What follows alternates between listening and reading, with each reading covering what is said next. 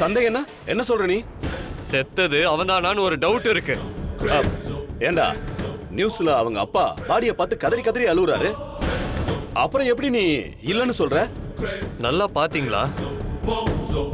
அவன் முகம் முழுசா செதஞ்சு போயிருக்கு. அப்புறம் எதை வச்சு நீங்க அவன் தான் நம்ப சொல்றீங்க? பெத்த அப்பாவே சொல்றாங்களே அர்ஜுன். ஏன் அவரு தெரியாம கூட சொல்லிருக்கலாம். வேணும்னே பவிய சிக்க வைக்கணும்னு யாராவது கூட அப்படி சொல்ல இருக்கலாம்.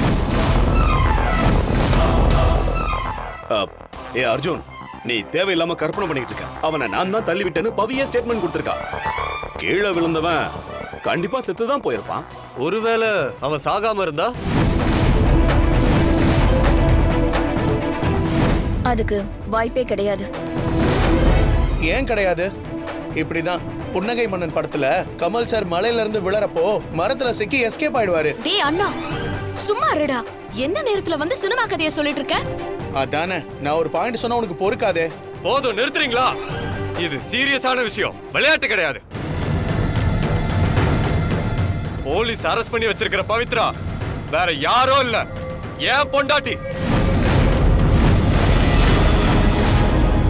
யார் என்ன சொன்னாலும் எப்படியாவது அவளை நான் வெளியே கொண்டு வருவேன்.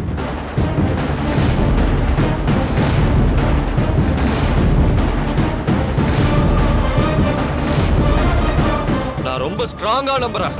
கண்டிப்பா அவ சாகல, அவ செத்துட்டதா ஏதோ ஒரு டிராமா பண்ணி பவிய லாக் பண்ண பாக்குறாங்க.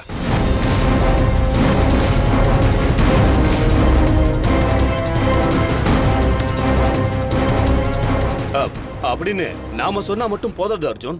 போலீஸும் நம்பணும். ஒருவேளை இறந்தது அந்த பையன் தான்னா பவியதுல இருந்து வெளியே கொண்டு வரது சாதாரண விஷயம் இல்ல அர்ஜுன். ஏன்பா முடியாது?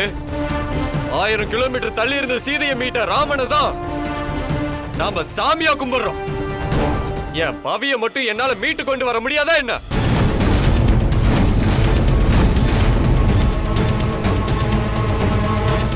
பொண்டாட்டிக்கு ஒண்ணுனா எந்த புருஷனும் சும்மா இருக்க மாட்டான்.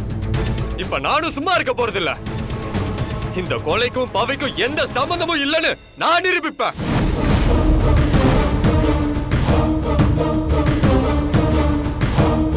செத்தது அந்த ஜேபி இல்லைன்னு ப்ரூவ் பண்ணி பவிய வெளியே கொண்டு வருவேன்.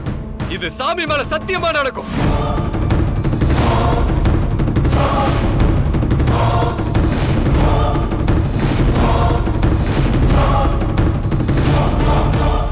ஆனா ஒண்ணு மட்டும் சொல்றேன், பவி இந்த பிரச்சனையில மாற்றத்துக்கு யார் காரணமா இருந்தாலும் அவங்கள நான் கண்டுபிடிப்பேன்.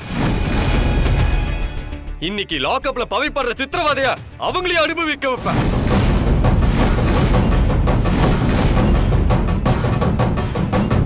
ஒரு வேலை என்கிட்ட இருந்து தப்பிச்சாலும் எல்லாத்தையும் பார்த்துட்டு இருக்கிற அந்த சாமி கிட்ட இருந்து தப்பிக்க முடியாது. இது அந்த சாமி மேல சத்தியம்.